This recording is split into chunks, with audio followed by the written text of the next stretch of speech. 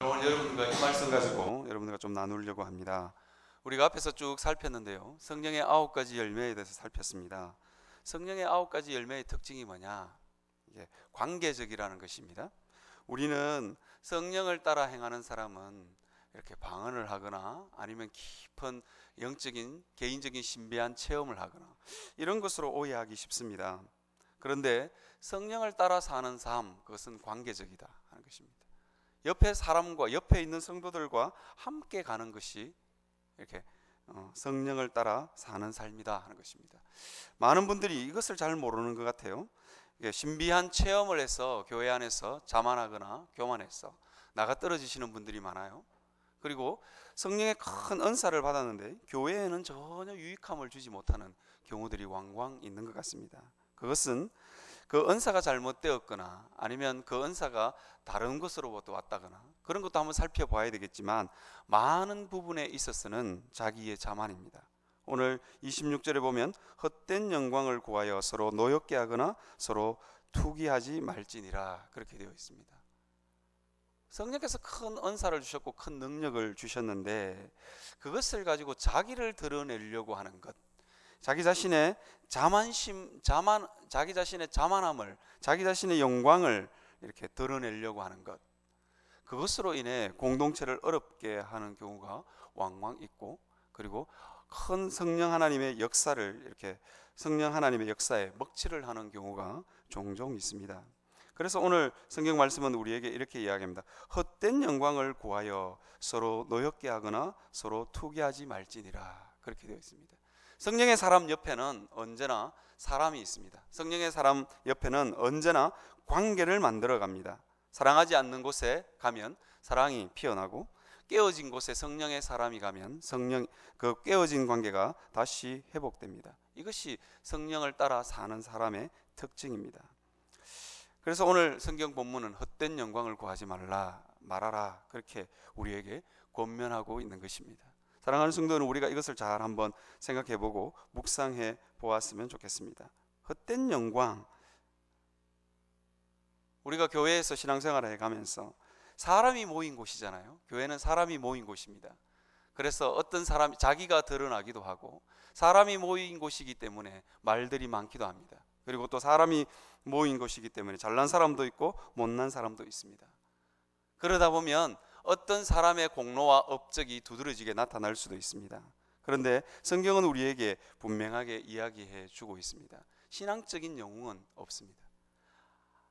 하나님은 하나님의 교회에서 누군가의 영광이 드러날 때 그곳에는 하나님의 영광이 드러나지 않습니다. 저는 개인적으로, 저도 목사인데요, 이렇게 요즘 소위 말하는 뜨는 목사님들이 있어요. 목사님이 탁 뜨면 온 교회가 부흥을 하더라고요. 그리고는 그 목사님 중심으로 모든 교회의 행정이나 모든 시스템이 다 집중되더라고요. 그리고는 그 목사님을 거의 신격화 시키는 것 같아요. 하나님은 그것을 기뻐하지 않습니다. 왜냐하면 그것이 헛된 영광이기 때문입니다. 하나님은 자신의 영광을 드러내기를 원하십니다. 그런데 우리는 자꾸만 이게 자기의 영광을 드러내려고 하는 성향이 있어요. 그것이 헛된 영광입니다. 헛된 영광이 어떤 거냐? 헛된 영광은 쉽게 말하면 다른 사람을 노엽게 하거나 다른 사람을 투기하게 만듭니다. 이것이 헛된 영광입니다. 내가 참 잘났어요. 내가 참 뛰어난 능력이 있어요. 그런데 다른 사람을 노엽게 하거나 다른 사람으로 하여금 투기하는 마음이 생겨나게 하는 것, 그것이 헛된 영광입니다. 그 사람이 하는 일들을 보면 하나님의 영광이 드러나고, 그 사람이 사역하는 모든 모습들을 보면 하나님의 영광이 드러나는 것. 그래서 조금 더 부러워하거나 노엽게 하거나 투기하는 마음이 전혀 생기지 않아요. 왜냐하면 하나님의 영광이, 하나님의 일하심이 드러나기 때문입니다. 사랑하는 성도 여러분, 우리가 하나님 앞에서 그런 자가 되었으면 좋겠어요. 하나님 앞에서 저 사람을 보면 왠지 하나님의 영광이 드러나, 저 사람이 하는 일을 보면 하나님이 하셨어. 우리는 많은 부분 하나님이 하신 일을 자기가 한 일로 만들어버리는 경우가 종종 있습니다. 성도 여러분, 우리가 우리 자신을 한번 돌아보고 살펴보았으면 좋겠습니다. 나는 헛된 영광을 추구하고 있는 사람이 아닌가? 내가 헛된 영광을 구하고 있는지 잘 몰라요. 왜냐하면 높은 자리에 올라가면 올라갈수록, 아니면 자기가 인정받는 자리에 올라가면 올라갈수록 내가 헛된 영광을 구하고 있는 건지, 자기의 영광을 구하고 있는 건지, 하나님의 영광을 구하고 있는 건지 잘 구분이 되지 않습니다. 그것을 확인하려면 이렇게 뒤에 26절에 있는 뒤에 부분을 살펴보면 됩니다. 서로 노엽게 하거나. 헛된 영광을 구하는 곳에는 언제나 노여움이 있습니다. 헛된 영광을 구하는 곳에는 언제나 투기가 있습니다. 헛된 영광을 구하는 그곳에는 관계의 파괴가 일어납니다. 우리가 그것을 한번 그 구약 성경에 나오는 가인과 아벨 이야기를 여러분 한번 잘 들여다보았으면 좋겠어요. 하나님이 가인의 제사를 받지 않으셨어요. 아벨의 제사는 받으시면서 가인의 제사는 받지 않으셨어요. 그때부터 가인의 마음속에 투기하는 마음, 노여운 마음이 그에게 밀려옵니다. 그가 헛된 영광을 쫓아서 구했기 때문에 그런 일들이 벌어지는 것입니다. 그리고는 뭐라고 이야기하냐면, 하나님이 아벨을 찾을 때 가인이 하나님께 뭐라고 대답하냐면, 내가 내 아우를 지키는 자이니까, 그렇게 이야기합니다. 여러분, 성령의 사람은 언제나 다른 이에게 관심이 있습니다.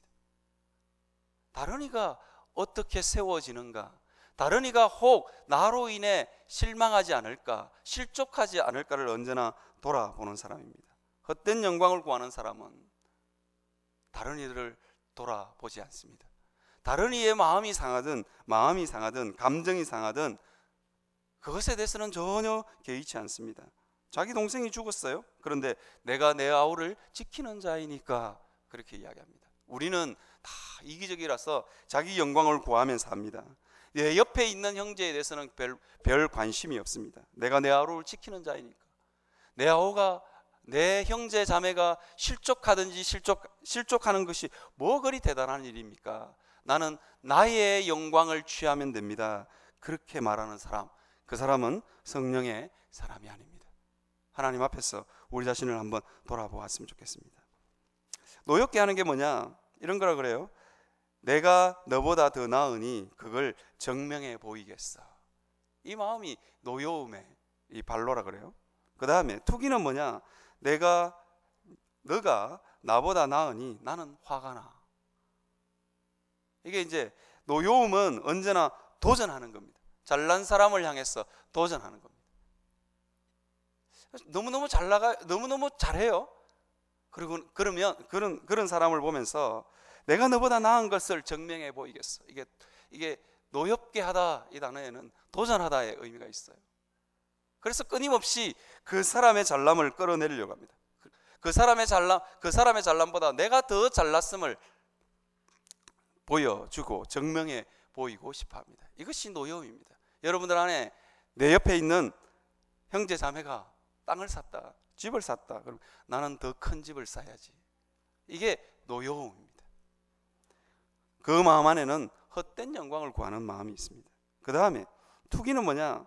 도저히 이룰 수 없을 때, 도대체 저 사람의 경제는 이룰 수가 없어.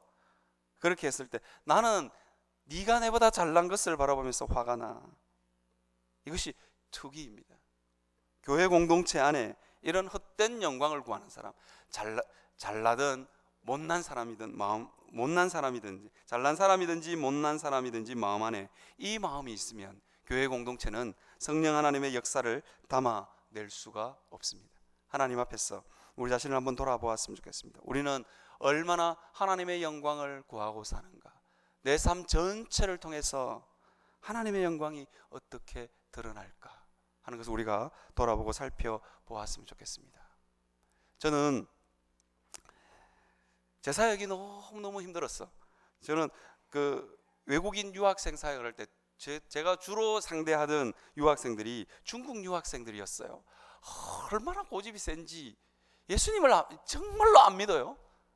돈을 사랑함이 정말 얼마나 뿌리 깊은지 너무너무 절망이 되어서 어느 간사님이 전해주는 중국 선교사님들 이야기를 제가 한번 읽게 되었어요. 이게 좌앙족이라고 하는 그 조그마한 민족, 정말 키가 작은 민족들에게 복음 전하는 이야기가 거기에 기록되어져 있었습니다. 그리고는 한 부족 전체가 수많은 교회들이 세워지는 이야기를 읽은 적이 있습니다. 그런데 그 이야기를 그 책을 다 한 중간쯤 읽고 한 3분의 2쯤 읽었을 때 제 마음속에 어떤 마음이 들었냐면 하나님이 일하시는구나. 그러면서 제 마음속에 아주 큰 위로가 있었습니다. 이 선교사님을 통해서 100여 년 전에 이 선교사님을 통해서 일하셨던 그 하나님은 내 마음속, 나의 사역 가운데도 일하실 거라는 확신이 저에게 밀려왔습니다. 이것은 그 선교사님의 탁월한 능력도 아니요, 그 선교사님의 탁월한 영성으로 대단한 이 선교 사역을 이룬 것이 아니었습니다. 하나님의 능력이었습니다. 정말로 평생토록 히말라야 높은 이 1000m 이상의 고지를 다니면서 복음 전하셨던 이 선교사님의 삶을 보면서 어떤 생각이 들었냐면, 나도 그렇게는 할 수 있겠다. 어떤 생각이 들면 나도 그렇게는 실패할 수 있겠다. 그런 생각이 들었어요. 정말로 발이 부릅뜨도록 히말라야 그 고지대를 1000m 이상 고지대를 넘었어요. 그런데 복음의 열매가 씨 맺혔냐? 안 맺히더라고요. 나도 실패할 수 있겠다. 내 실패가 미끄럼이 되어서 사역이 하나님께서 일하실 수 있는 걸음이 될 수 있겠다, 이 생각을 하니까 정말 가슴 한켠이 너무 뜨거웠습니다. 사랑하는 성도 여러분, 성령의 사람은 자기의 영광을 구하는 사람이 아닙니다. 내가 죽어지고 녹아져서 하나님의 영광이 드러나는 그것을 소망하는 사람입니다. 그래서 자기를 드러낼 필요가 없는 거예요. 자기를 자랑할 필요가 없는 거예요. 이것이 성령의 사람의 특징입니다. 저는 오늘 설교 준비를 하다가 참 해결되지 않는 구절이 하나 있었어요. 그게 뭐냐면 4절입니다. 4절을 보면서 정말 해결되지 않는 구절이 있더라고요. 여러분, 제가 한번 읽어보겠습니다. 각각 자기의 일을 살피라. 그리하면 자랑할 것이 자기에게는 있어도 남에게는 있지 아니하리니. 그렇게 되어 있어요. 여러분, 이 말씀이 이해가 됩니까? 각각 자기의 일을 살피라. 그리하면 자랑할 것이 다른 사람에게는 있어도, 이게 정상인데 자기에게는 있어도 남에게는 있지 아니하리니. 그렇게 되어 있어요. 이게 참 해결하기 어려운 구절이었어요. 제가 그래서 주석을 열심히 한번 뒤져봤어요. 그리고는 다른 번역 2번들도 이렇게 열심히 한번 뒤져보았습니다. 각각 자기의 일을 살피는 그 사람은 여기에 자랑이라고 표현된 이 단어는 프라이드입니다. 자기 일을, 하나님께서 자기에게 맡겨준 일을 잘 살펴보니까 어떤 생각이 드느냐, 자기 자신 안에 자랑할 거리들이 있더라 하는 것입니다. 이해가 되지 않지요? 그리고 남에게 있지 아니하리니, 그렇게 되어 있는 거. 이거 약간 번역이 약간 좀 이상한 것 같아요. 다른 사람과 결코 자기를 비교하지 않는, without comparing himself, 그 다음에 영어 기억이 잘 안 나는데 somebody else, 이렇게 돼 있어요. 그 중간에 전치사가 하나 있는데 제가 전치사 기억이 잘 안 나요. 그렇게 돼 있습니다. 여러분, 다른 사람과 비교가 필요 없다는 거예요. 비교할 수 없는 프라이드가, 비교할 수 없는 자기 안에 있는 자랑거리가 있다는 거예요. 저 사람과 전혀 상관없는 그 자랑거리가 있다는 거예요. 여러분, 하나님 앞에서 여러분들이 하나님께서 맡겨주신 그 짐을 묵묵히 지고 가는 그 사람에게는 뭐가 있느냐? 자기를 바라보면서 대견함이 있는 거예요. 어떻게 내 밖에 모르는 이 이기적인 사람이 어떻게 다른 사람의 짐을, 서로의 짐을 질 수 있을까? 거기에 대한 자기 자신에 대한 자랑이, 자기 자신에 대한 깊은 자존감이 있는 것입니다. 자존심이 아니라 자존감이 있는 것입니다. 그래서 다른 사람과는 전혀 비교할 필요가 없는 거예요.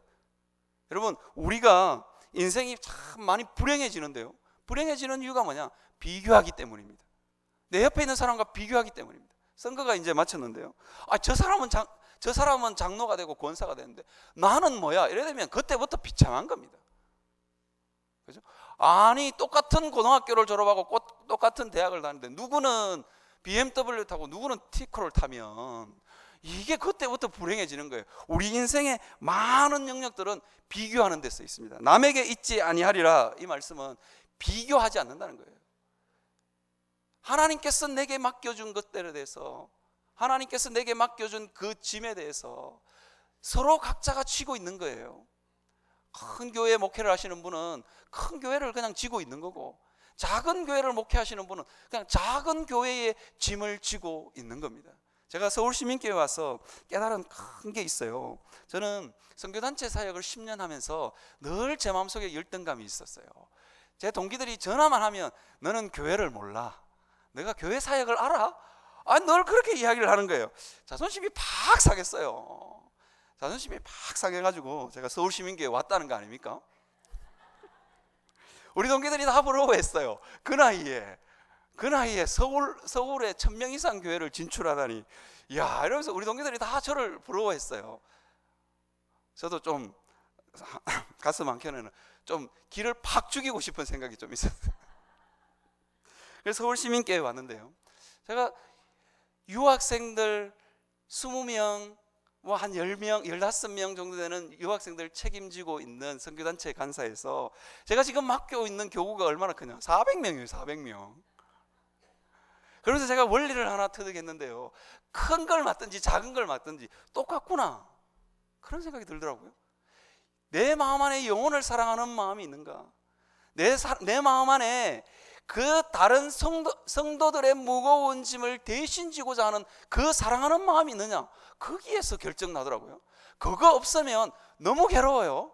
400명이나 되는 성도들의 그 무거운 짐이에요. 그냥 내가 왜 저 짐을 져야 되나, 신방 갈 때마다 괴롭고 힘들지 않겠어요? 신방이 너무 괴로워, 이렇게 되는 거예요. 그런데 원리는 똑같더라고요. 사랑하는 마음이 있으니까. 내 옆에 있는 형제 자매에 내가 맡고 있는 성도들의 짐을 대신 지고, 내가 맡고 있는 성도들의 아픔을 내가 대신 느끼기를 원하고, 그 아픔에 동참하기를 원하는 그 마음이 나를 부여롭게 하더라고요. 원리는 똑같은 것 같아요. 사랑하는 성도 여러분, 우리가 비교하는 그 순간부터 우리는 불행해집니다.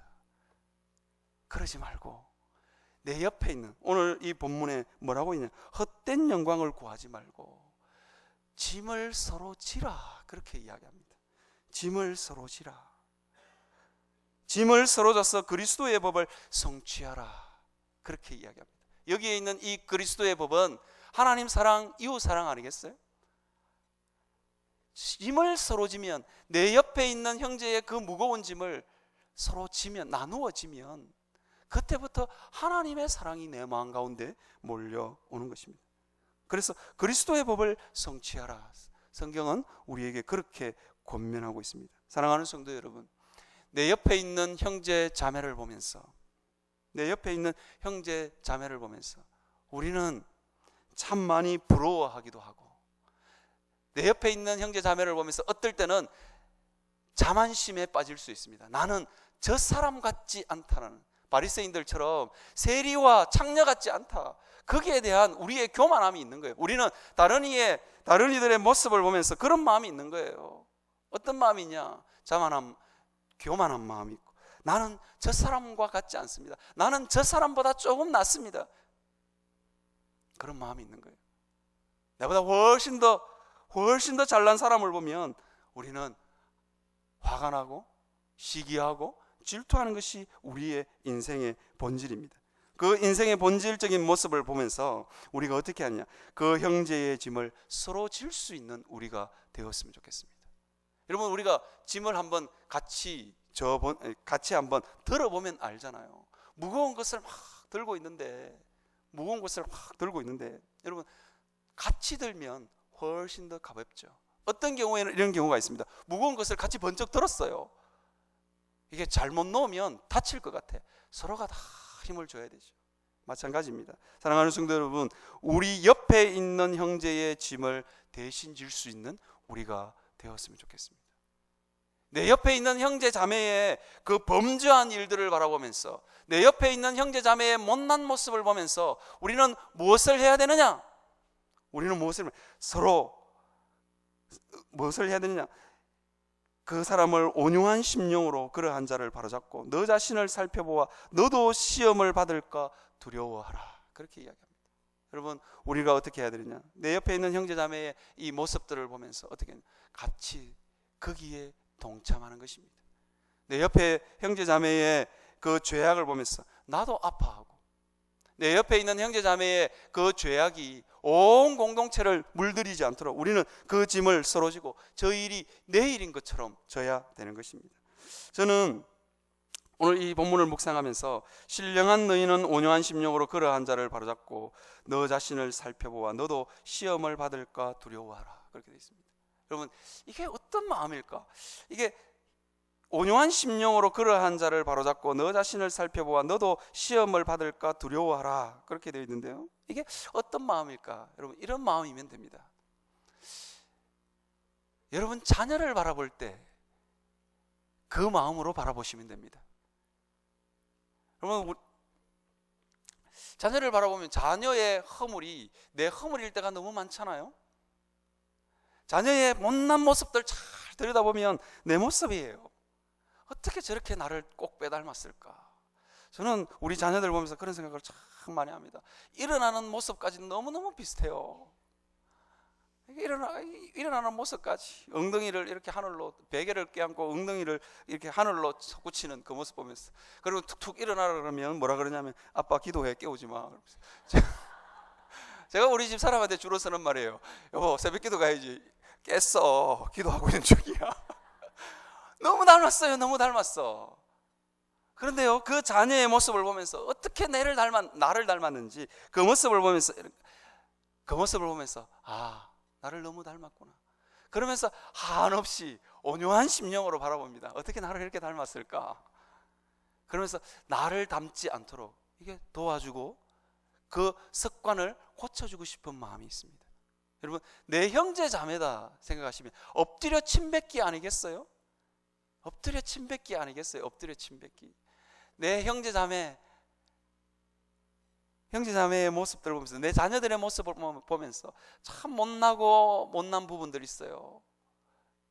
그걸 딱 이렇게 받아줄 수 있는 온유한 마음으로 받아주고 같이 그것을 고쳐주기 위해서 노력하는 것, 그것이 서로 짐을 같이 지는 것입니다. 함께 거기에 그 잘못에 함께 짐을 지는 것이죠.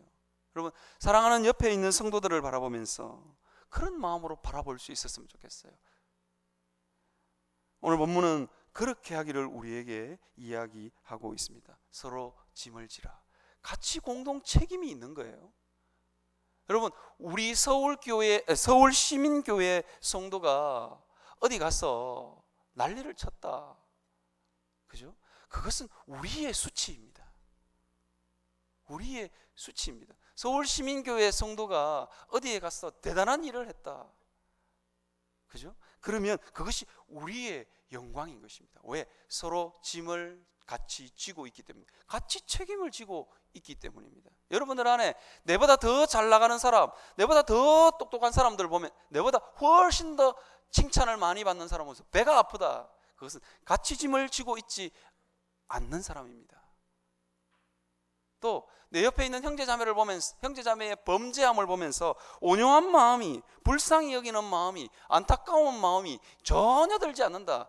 전혀 들지 않고 뒤에 가서 뒷담화를 까고 싶다, 뒤에 가서 이렇게 쑥덕쑥덕 하고 싶다, 수근수근 하고 싶다, 그거요, 같이 짐을 지고 있지 않는 거예요.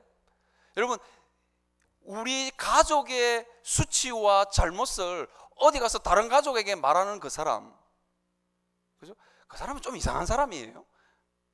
가족이라는 정체성이 없는 사람입니다. 사랑하는 성도 여러분, 우리가 짐을 서로 지고 있다면, 우리가 서로 짐을 서로 지고 있다면 그렇게 하지 않는다는 것입니다. 사랑하는 성도 여러분, 우리가 끊임없이 하나님 앞에서 자기를 돌아볼 수 있었으면 좋겠습니다. 자기를 돌아보면 자랑하지 않아도, 시기하지 않아도 될 만한 것들이 우리 속에 있다 하는 것입니다. 그 다음에 6절부터 시작해서 10절까지 있는 내용을 여러분들과 좀 나누려고 합니다. 무슨 내용이냐? 말씀을 가르치는 자와 좋은 것을 함께 하라, 그렇게 되어 있습니다. 그 다음에 8절에 보면 자기의 육체를 위하여 심는 자는 육체로부터 썩어질 것을 거두고 성령을 위하여 심는 자는 성령으로부터 영생을 거두느니라. 그 다음에 또 뭐라고 했냐, 선을 행하되 낙심하지 말지니 포기하지 아니하면 때가 이름에 거두리라. 그렇게 이 6절부터 10절에 있는 내용은 씨 뿌리는 것과 상관이 많습니다. 씨 뿌리는 이야기를 하고 있어요. 뭔가를 뿌리고 거두는 것에 대해서 이야기하고 있습니다. 그런데 왜 말씀을 받는 자는 말씀을 가르치는 자와 모든 좋은 것을 함께 하라라고 이야기하고 있을까요? 여러분, 말씀을 가르치는 자는 우리의 심령의 밭에 씨를 뿌리는 사람입니다. 그 사람이 그 말씀을 전하는 설교자가 어떤 씨를 뿌리느냐는 굉장히 중요합니다. 저는 시골에서 자라서 저희 아버님이 모내기를 시작하기 전에 못자리라는 걸 하는데요, 그 모내기 하기 전에 못자리의 처음 시작은 뭐냐면 씨나락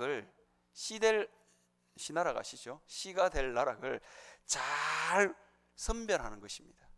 쭉정이는 골라내야 됩니다. 그죠? 그리고는 가장 좋은 종자를 이렇게 튼실하고 가장 좋은 종자를 구입해 오시더라고요.